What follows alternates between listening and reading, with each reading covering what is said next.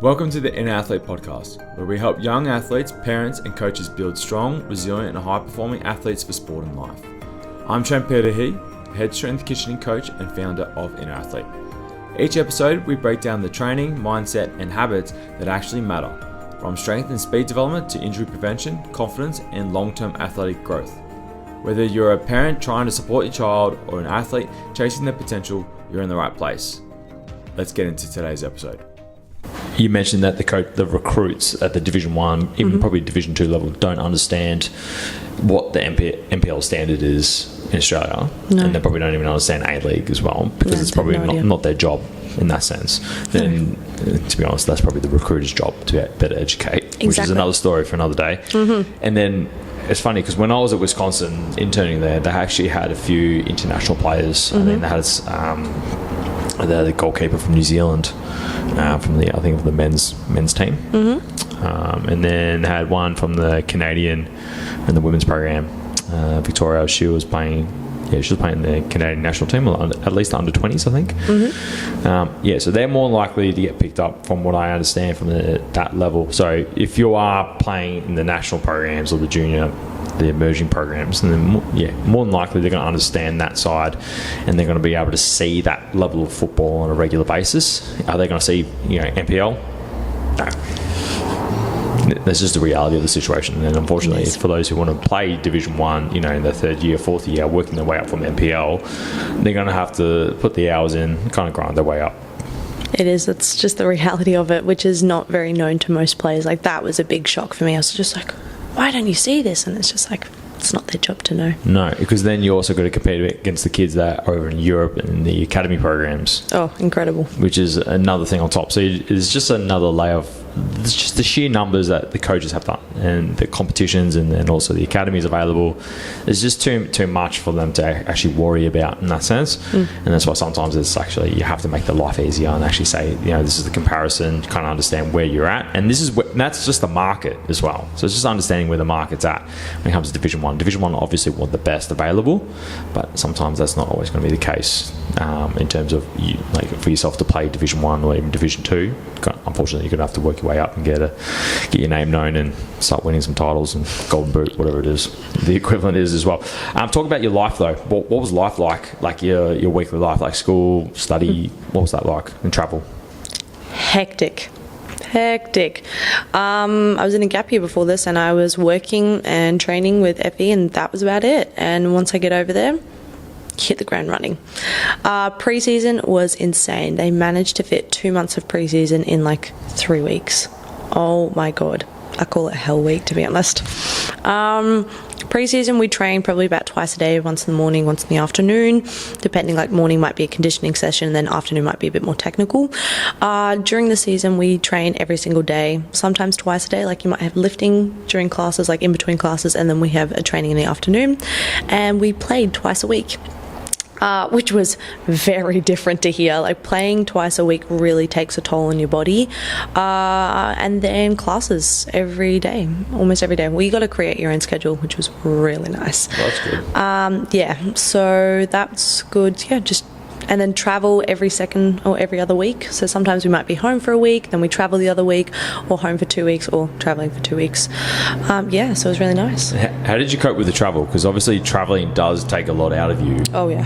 And then obviously it's going to have negative effects on your performance. Like, how did you kind of deal with that? And how did you first start with it? How did you cope with it? And then how were you towards the end of the semester? Yeah, I remember my first trip in pre-season. We went to Arizona and we played 3 games there. That was quite spaced out. We flew. Anyone knows Arizona in summer is awful. Worst game, 40 degrees on synthetic. Never again in my life. But yeah, the traveling was great. That was the first trip I remember. Sometimes we might be flying, and then I remember we did an awful 16-hour drive to Seattle. That was okay. I've never found so many positions you can try and get comfortable in one seat on a bus. It's quite impressive. But yeah, the traveling, to be honest, everyone's like, oh, it's awful, like it's so bad. It's not that bad. Like, it really isn't the end of the world. I go, honestly, the flight over is worse than anything you do there. Like, flying over there for me takes 25 hours because I have to get 3 different flights. Like, we're in Montana, in Billings, it's a tiny place. So it's not that bad, and it's honestly really fun to get close with all the girls. Like, you travel with the team. Like, we traveled mainly with the girls in pre-season, and then we traveled with the guys team.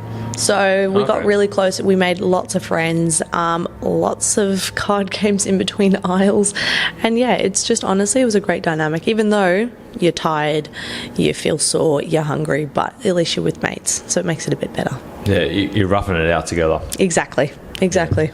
And then living at altitude, because people don't realise, I actually did some research into this, it's actually 1,000 metres above our sea level. I've got one word for it. It was bloody awful. So bad. I got there a few days before we were supposed to, before all the other girls could arrive on campus, because internationals, we got special privileges. And I did a training session with my roommate, Mia, and oh my God, I tried to do, you know what, let's do some running in before pre-season, we'll see how it goes. I've never been more puffed out from the warm-up. We just did a basic warm-up, jogs and all of that, and I was just like, I could not breathe. I normally do about 5 jogs, because I remember I did some conditioning from NTC and I took it over. You start on one end of the 18-yard and you have to get to the other side, there and back, and I normally do about 5 of those, maybe 2 sets. Yeah, I only did about 2 of them. Two reps, that's all I could do. By the end of it, I passed out. I was like, I'm so done. So I was like, it was definitely a very big adjustment. My question is, did anyone tell you that? Yes. And it was still a bit of a shock, because I knew one of the girls in the team from NTC, because I was with her, Ellen. She was wonderful, and yeah, so she always told me, she would tell me how her first year went, and was like, "Don't worry." I go, "The altitude's quite high," and I was like, "Okay." She's like, "Definitely do some running beforehand." I was like, "Okay." So I took a few days off though before, because I was so tired. Still got up there, and yeah. The first time going up there, they were all like, yeah, no matter how much preparation you do, you still have a shock. So you did your pre-season camp, which was what, 2 months and 3 weeks? Oh, so much running. And you add that on top. Oh, I've never been more fit after 2 weeks in my life, ever. I was like, oh my God. But it was really good though. Like, now I've come back and I'm running and I'm just like, oh, I can breathe again. It's so nice. Yeah. It's funny because, when you go back, obviously there'll be an adjustment period. Oh yeah, I'm going to die. Yeah. I've already accepted my fate. But it's interesting though, because like you said, because if you look at the terrain of the US, obviously if you go into more the inner states, it's a lot more mountainous as well. So if you like Colorado, Wisconsin wasn't like that. Yeah, obviously Montana. I'm trying to think. I'm bad with my geography for the US, but more there's inner states, whereas even Virginia's in that mix as well. Anything up northern, close to Canada, they're all. It is pretty rough in that sense with the altitude. So a lot of people do find it quite that hard adjustment period. So usually it takes about maybe a week to 2 weeks to actually adjust. So that's a tip for you next time. Get there a week earlier. More like a month, but it's okay. I know, because with the research, it's funny because a lot of the AFL clubs used to go over to Colorado. They used to do their training camps, but the problem is though, it only works if you live there sustainably. So you can't just go over there, because your red blood cells only has a lifespan of 120 days, I believe, and then eventually your red blood cell volume count actually reduces over time. So when you go to, if you're obviously doing a camp in Billings, and then you go to I don't know, to the south or something like that, where it's a lot closer to lower altitude, you're gonna feel really fit, and then you just go back up again as well. And then the other part is the ball would have been flying as well because of the altitude. Oh yeah.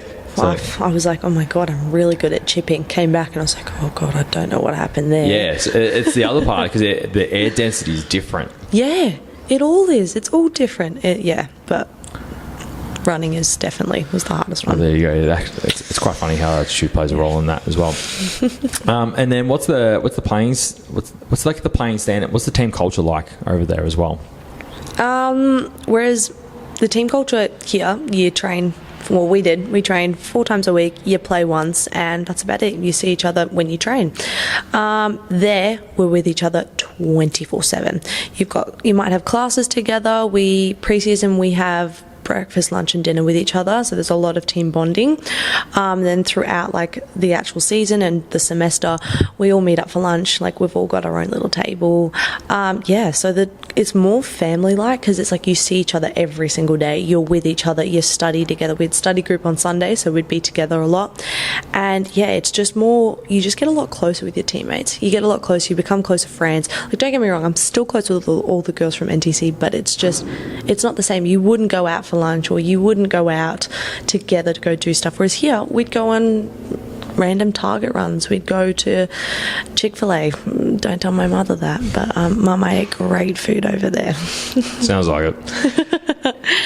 But yeah, it was a lot closer, the dynamics. Then with that on top, how did the team chemistry develop from there? It reflected. We hung out all the time. And then it reflected on the pitch. Oh my God, from the start of pre-season we could barely thread the ball together, and then by the end of it, when we were in our conference finals, I was like, oh my God, this is like a whole new team. It was amazing.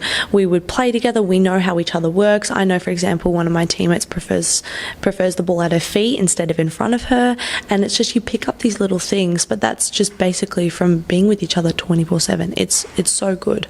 Yeah, and then obviously that's a lot different with NTC. Yeah, it was still a great environment, but it's just again the time we spent to each other. Of course you get closer with girls you're with 24/7, but it was, the team dynamic was nothing I've ever seen before, and it's just so much fun. It was like we're on school camp for 4 months. I think, you're playing together, you're winning together, you're losing together, you're traveling together, and obviously it's going to you create this team chemistry that's kind of like very hard to break. In that sense, you had a sense of having each other's backs as well, which I think is a big part of it as well. And then the other part is you probably be able to pull each other up quite easily. Oh yeah, when someone was acting wrong, or when someone didn't perform, or they were being like a crap teammate, you go like, oi, like, come on, get your head up together. Someone acting the fool. Oh yeah, you had a few times and you go like, come on, get it up together. And it was really big role. Like captains here, it's more of just like an armband. There they take their roles. I've never had they were wonderful girls. I had Emma and Ash.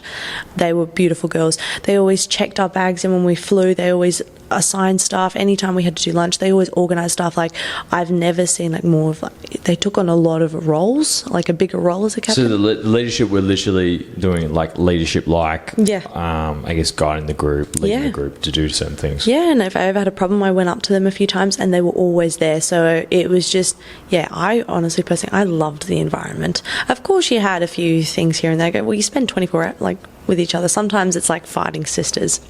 It's going to wear thin sometimes. It's going to wear thin sometimes, but you love each other for it. It makes it so much stronger. Yeah, that's good. And then looking ahead, what's your goals for 2026? Ooh, I actually talked with my mother about this the other day. Yeah? Oh, yes. Well, obviously the plan is to go to Rye for New Year's Eve with my sister and just hang out here for a bit, have a bit of time while I'm here, and then I leave, go back to my next semester. I'm going to cry because it's supposed to be -20 when I get back, so I'll keep you updated if I'm... Don't worry, I've experienced it. I know what it's like. Then I come back here, and when is this podcast going to be released? Sometime in the new year. Oh, then it'll all be out by then. Yeah. Then I will be coming back. I will be playing NPL for Box Hill. I will be with them. And then I go back again in September for... August. And I start my season all over again. And then I might come back here for summer or not. I'm not too sure. It's kind of rinse and repeat, really. It's literally a rinse and repeat, but... no semester's the same. That's some of the girls that have been telling me, so I'll tell you when I come back.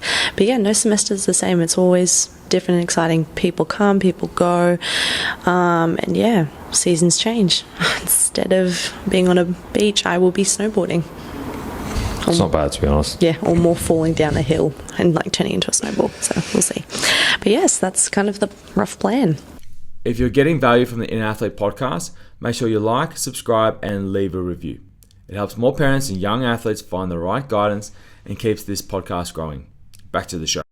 Also, you've obviously looked at the development as you as an athlete. Have you done any personal growth or anything that you've noticed from obviously being in high school here, playing NPL South, moving to NTC? Like, what's been like the personal development that you've kind of seen yourself from, you know, being a young teenager since you started here to where you are now?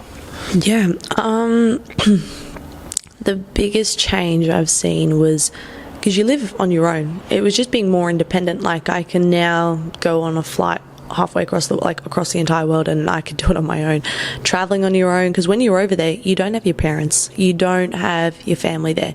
Of course, the girls turn into your family, but no one's going to tell you, no, you can't eat that junk food. No, you can't. You have to go to bed. No, you need to get your homework done on time. Like, it's all on your own. It's all up to you. So it's all on your shoulders. At first, it was really weird, but by the end of it, I loved it. I loved being, you know, self-managed. I had to do this, I had to do that. It was nice freedom. And then I'm coming back and Mum's like, can you clean up the kitchen? And I was like, yes. So it's nice to have your own sense of freedom. That was like the biggest growth I had, was just a lot more independence. My mum said I'm more mature, so I'm taking that as a compliment. Oh, that's good. Yes, which I think you could differ. But yeah, that's the biggest thing. So any young players definitely going over to the US, that's probably the biggest thing you'll find, is you feel like you're on your own, but the thing I can recommend is just stay close with your friends. Stay close. Like my roommate and I, oh my God, we felt so lost, but we were just holding each other the whole way through. So you will survive. No, I think that's honestly good, because like a lot of kids here, obviously they're told when school is, they get dropped off at school, they get picked up at school, they get dropped off at training, they get picked up at training, dinner is ready when they get home. Yep. You know, pretty much the towel and clothes are out when they have to shower at night. Yeah. Like they're literally like kind of like spoon fed, I would say, like for sure, I guess, to some degree. And I think that's a really important lesson. If the goal is to go to the US, like the expectation is it's going to be a trial by fire. Now for you kind of had some expectation, obviously knowing people that have gone across, and then for you now experiencing it, now you can actually like live a lot more independently.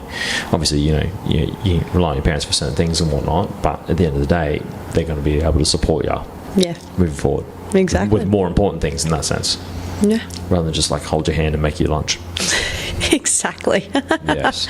And then what are some of the, I guess, the lessons and advice that you would give like younger girls and parents, and what were the things that you would actually get them to like focus on if this is something that they see in their future in their crystal ball in front of them, that they want to go play college ball and you know get an education as well? Like, what are some like 3 key things that you would actually say to the parents?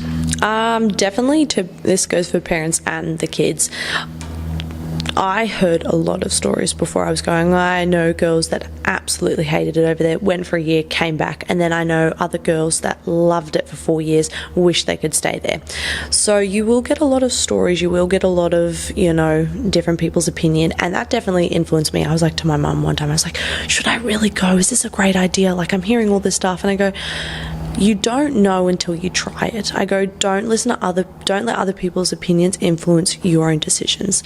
I go, everyone has their own experiences, and you might love it. I thought I was going to hate it, and I have had the best time of my life. I have loved it so much. So that's definitely the big one, is don't listen to other people. Of course, ask for help, ask for advice, like what to do with this, because the paperwork is not fun. But yeah, don't let it influence you. Please don't let it stop you. I feel like I would be more afraid not trying than going. I would actually add to that. It's the people that have like a negative experience, and actually ask them what they would do differently to potentially change that. So you don't fall into the same pitfalls and traps that they may have fallen into. Like you said before, like recruiters, you know, they promise the world and they give you, you know, a smidgen of dirt. Yeah. And I also know with some girls that didn't, they did come back and they're like, oh, it was terrible. I know some of them, some had some really bad injuries that kept going, and they just couldn't stop getting injured. Other girls didn't know anyone there and just didn't get along socially. So that's why, like with me, I made sure I did my rehab, I did my pre-activation, so I know I wouldn't get injured. So you no more hamstrings. Good. and I was going over with my girl from here, so we were both freshmen, so we went over together, me and Mia, so she was my roommate. Nice. Oh, best chick, I love her. And then I already knew 2 girls over there, so it was kind of like, it wasn't completely new. I knew the people over there, so it's like I had a little bit of a family before going. So yeah, you weren't coming in blind. No, I wasn't. It was like coming in with like a soft landing, so it was kind of nice. Someone to guide you through it.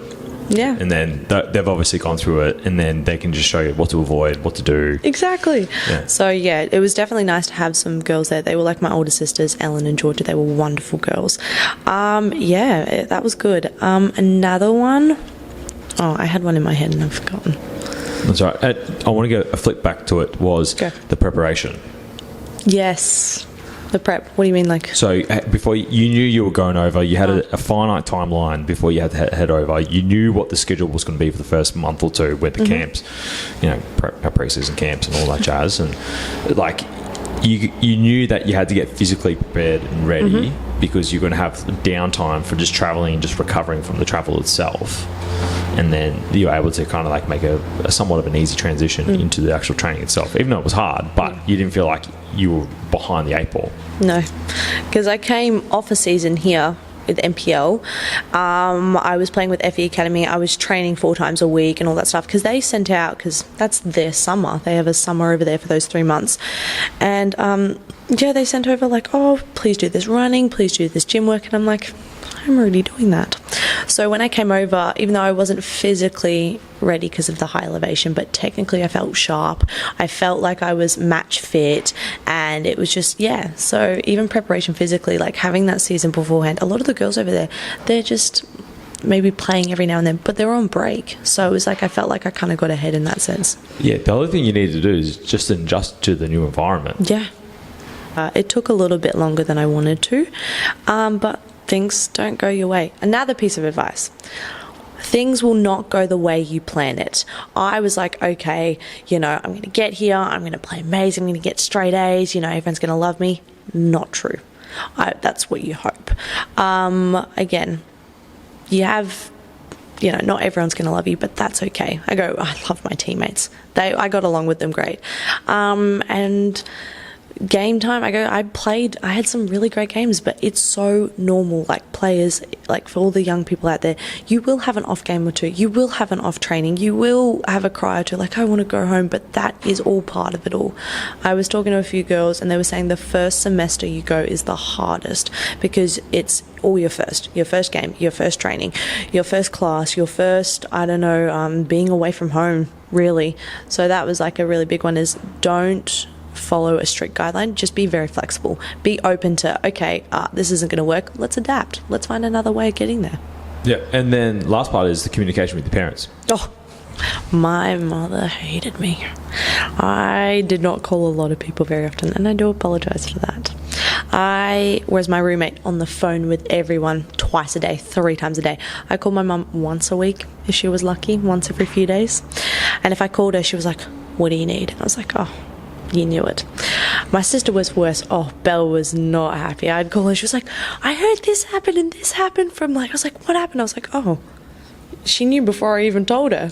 But yeah, you feel like you're in your own little world there. It feels like a huge bubble. Like I actually forgot I lived in Australia. I forgot about everything here. But that's definitely a weird one, calling family. But I'll be calling them more when I get back. But yeah, it's just nice. It was just like a nice break from everything.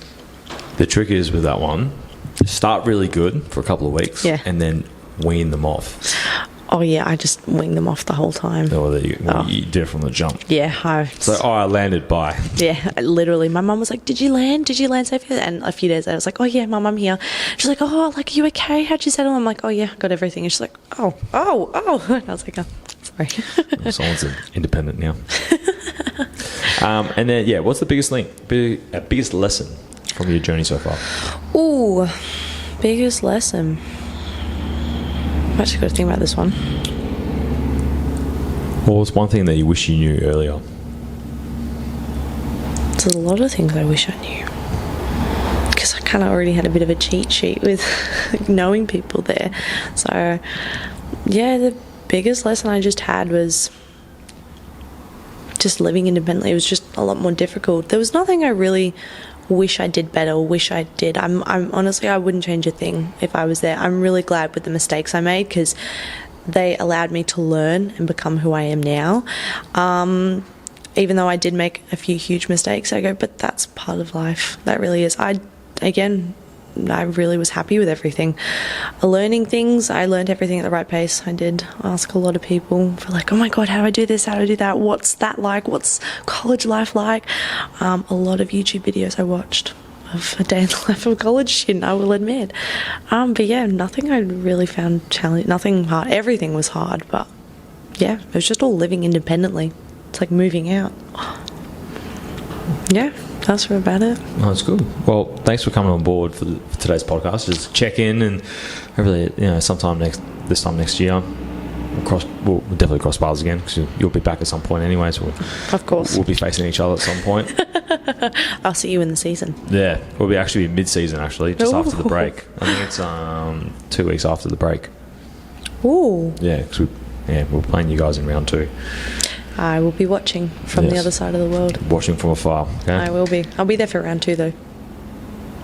Well, we'll see you then anyways on the field. We'll see you then. Thanks for coming on board for today's podcast. A lot of insight. And look, to be honest, what Gracie is sharing is not... A lot of people actually won't share this.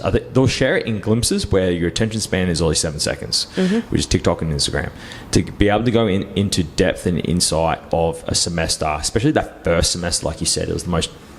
I guess, testing trial of your life, essentially, moving overseas for the first time or doing a lot of things for the first time, like you said.